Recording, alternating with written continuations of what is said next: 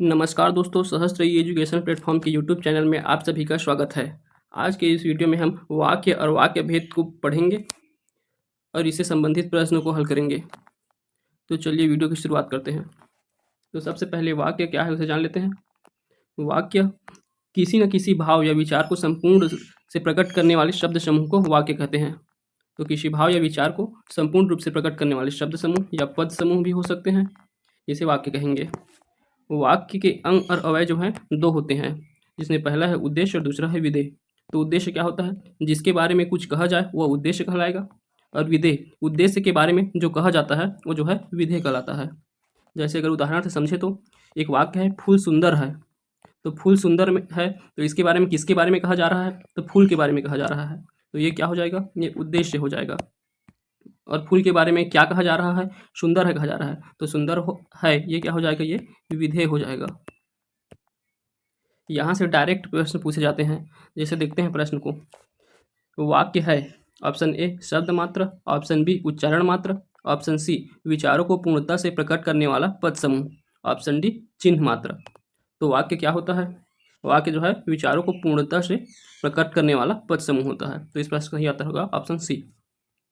और भी इसी को अलग तरीके से प्रश्न पूछा गया है। मनुष्य के विचार को पूर्णता से प्रकट करने वाले पद समूह को कहते हैं। तो देखिए ये भी परिभाषा का ही क्वेश्चन है, अब इसको थोड़ा अलग पूछ दिया है, तो इसके लिए अभी आंसर क्या हो जाएगा? ऑप्शन डी वाक्य। अगला प्रश्न देखते हैं। जिस वस्तु के विषय में कुछ कहा जाता है उसे सूचित करने वाले शब्द समूह को कहते हैं। ऑप्शन ए विधेय, ऑप्शन बी प्रविशेषण, ऑप्शन सी उद्देश्य, ऑप्शन डी पद विन्यास। तो क्या कहते हैं? जिस वस्तु के विषय में कहा जाता है उसे कहते हैं उद्देश्य, और जो कहा जाता है उसे कहते हैं विधेय। तो इसका सही आंसर है ऑप्शन सी। अगला अब देखते हैं वाक्य के आवश्यक तत्व, और इसे ही गुण कहते हैं। जो है छह होते हैं। छह जो है आवश्यक तत्व है जो किसी वाक्य में होने चाहिए। पहला क्या होगा? सार्थकता। तो जो वाक्य में सार्थकता होना चाहिए। अगर कोई वाक्य वो तभी कहलाएगा जब उसमें कोई सार्थकता हो, मतलब उसका अर्थ जो है कुछ न कुछ अर्थ निकले। दूसरा है योग्यता। तो योग्यता वाक्य में भावबोध की जो क्षमता होती है उसे योग्यता कहते हैं। तो वाक्य में भावबोध की भी क्षमता होना चाहिए। तीसरा है आकांक्षा। तो वाक्य में पूर्ण अर्थ प्रकट करने की जो शक्ति होती है उसे आकांक्षा कहते हैं। तो एक वाक्य के लिए पूर्ण अर्थ प्रकट करने की शक्ति भी आवश्यक है। चौथा है निकटता, या इसी को आसक्ति कहते हैं। इसमें इसका अर्थ होता है शब्दों में निरंतर प्रवाह होना चाहिए, कि यहाँ रुकावट ना हो। जो शब्द बने वाक्य में जो शब्द का प्रयोग कर रहे हैं उसमें प्रवाह होना चाहिए। इसके लिए निकटता या आसक्ति इसकी आवश्यकता होती है। फिर पांचवा है पद क्रम।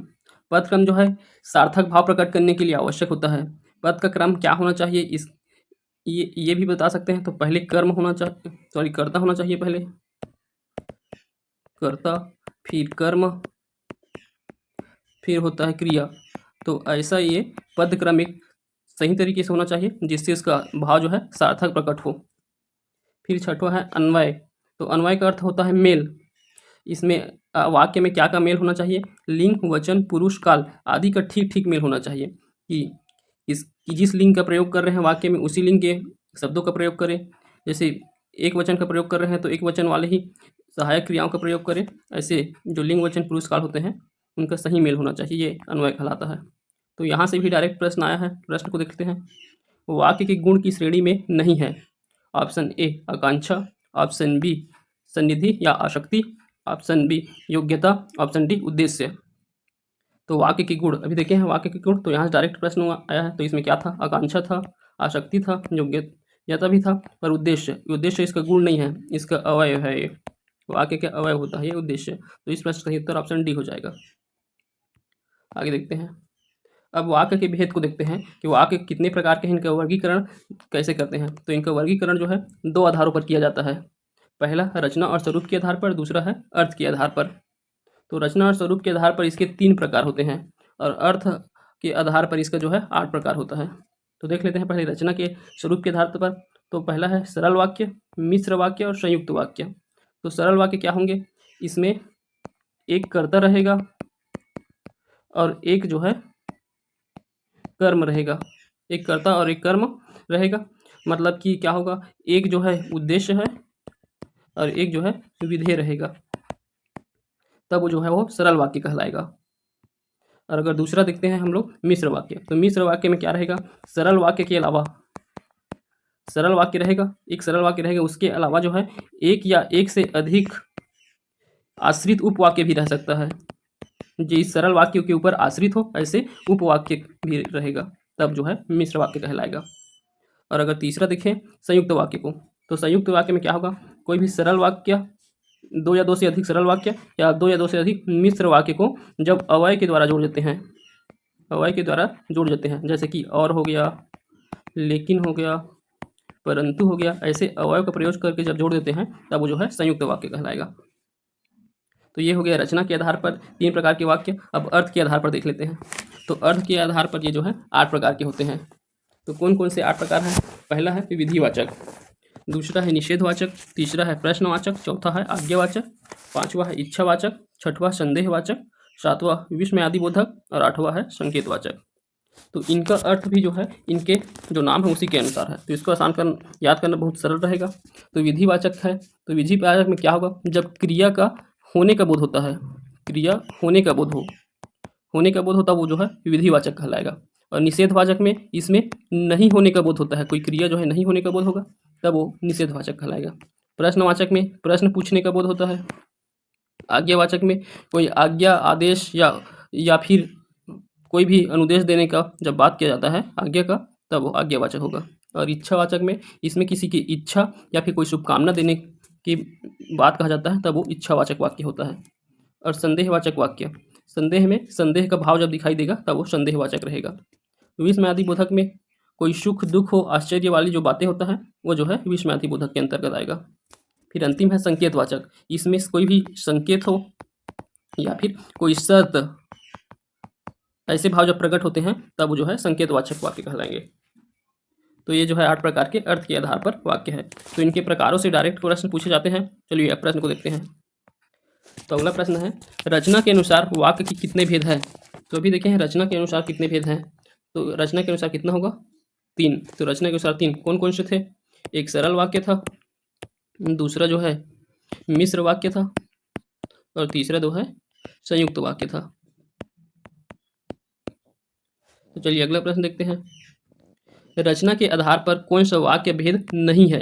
तो इनमें से दिए गए ऑप्शन में कौन सा रचना के आधार पर वाक्य भेद नहीं है? तो रचना के आधार पर 3 प्रकार के पढ़े हैं।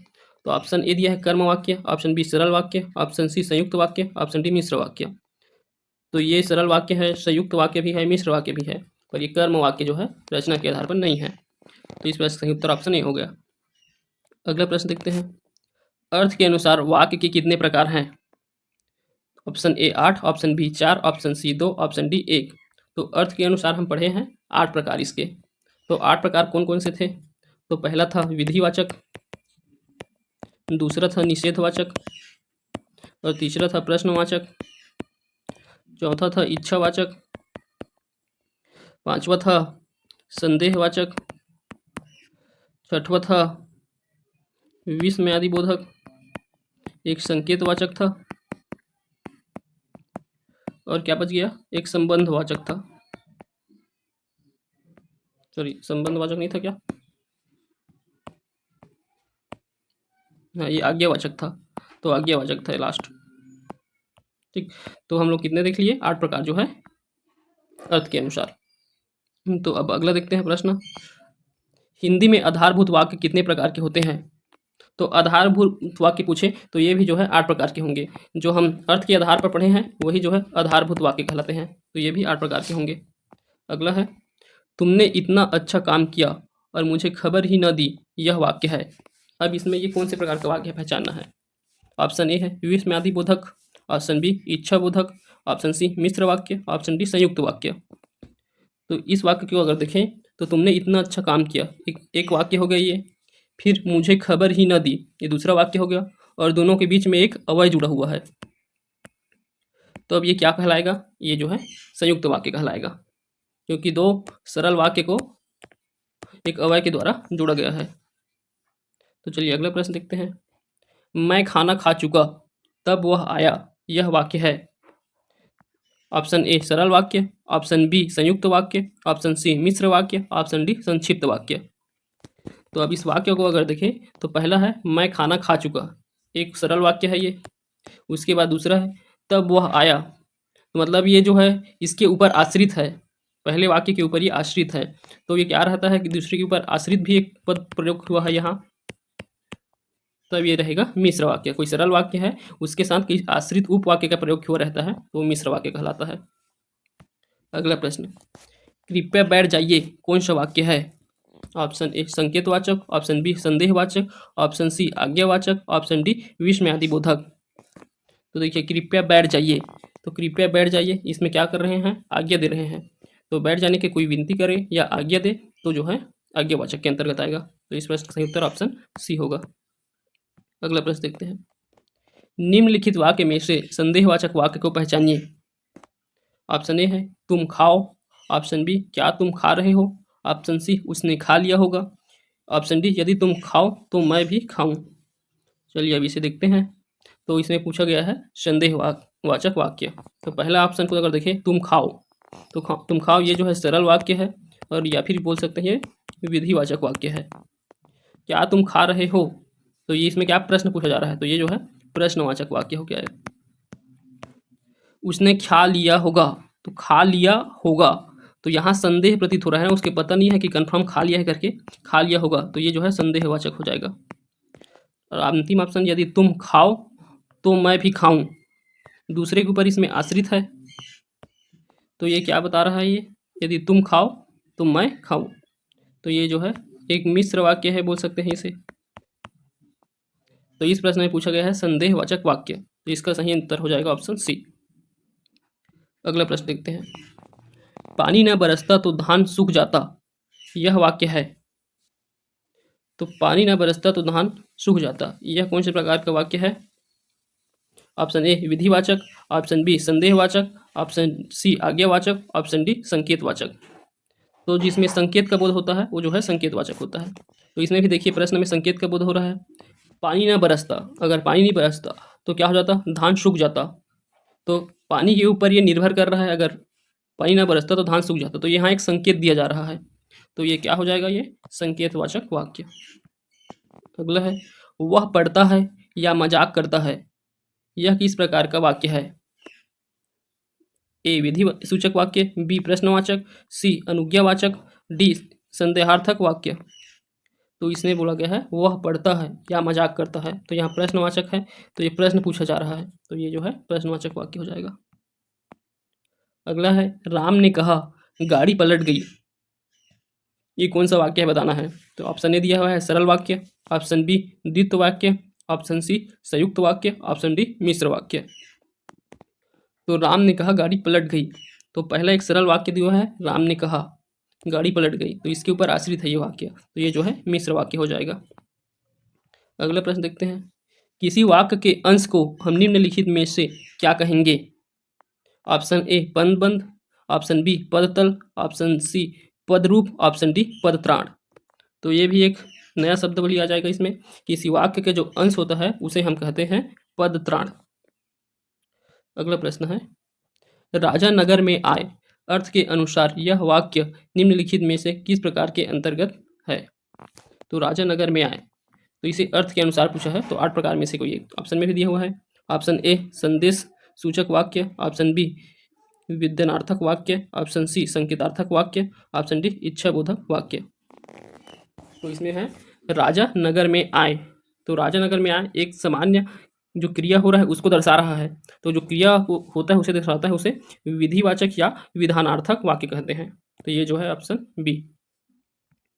अगला प्रश्न है, जीवन में वाक्य का महत्व है, तो जीवन में वाक्य क्या महत्व है? तो ऑप्शन ए है अपनी विद्वता का परिचय देने के लिए, ऑप्शन बी अन्य से अपने को अलग करने के लिए, ऑप्शन सी अपने भावों की अभिव्यक्ति के लिए, ऑप्शन डी उपयुक्त सही। तो इस प्रश्न का सही उत्तर हो जाएगा ऑप्शन सी, अपने भावों की अभिव्यक्ति के लिए हमें वाक्य की आवश्यकता होती है। अगला प्रश्न देखते हैं, वाक्य में पद क्रम का सबसे साधारण नियम है। ऑप्शन ए पहले कर्ता फिर कर्म फिर क्रिया, ऑप्शन बी पहले कर्म फिर क्रिया फिर कर्ता, ऑप्शन सी पहले क्रिया फिर कर्म फिर कर्ता, डी उपयुक्त में से कोई नहीं। तो मैं आपको पहले ही बताया था कि पद क्रम के लिए कैसे प्रयोग करते हैं, पहले कर्ता होता है, फिर कर्म होता है, उसके बाद जो है क्रिया होता है। तो इस प्रश्न का उत्तर हो जाएगा ऑप्शन ए। अगला प्रश्न है विधि निषेध संरचना का उदाहरण है। ऑप्शन ए पुष्पा ज्ञान विहीन है, ऑप्शन बी राम पढ़ता है, ऑप्शन सी यहाँ यह चित्र संगत है, ऑप्शन डी क्षण भर रुको। तो विधि निषेध, तो निषेधवाचक वाक्य क्या होता है, जिसमें क्रिया का न होना बताया जाता है। तो इन दिए गए ऑप्शन में से किसमें न होना दिखा रहा है, तो पुष्पक ज्ञान विहीन है, तो विहीन है तो ये जो है एक नहीं, ज्ञान नहीं है बता रहा है, तब क्या हो जाएगा, ये निषेधवाचक वाक्य हो जाएगा। तो ऑप्शन ए जो है इसका सही उत्तर होगा। तो ये था आज के वाक्य और वाक्य भेद से आए हुए प्रश्नों का हल। तो अगर आपको वीडियो पसंद आया तो लाइक करें, शेयर करें, कमेंट करें और चैनल को सब्सक्राइब करें। Thank you.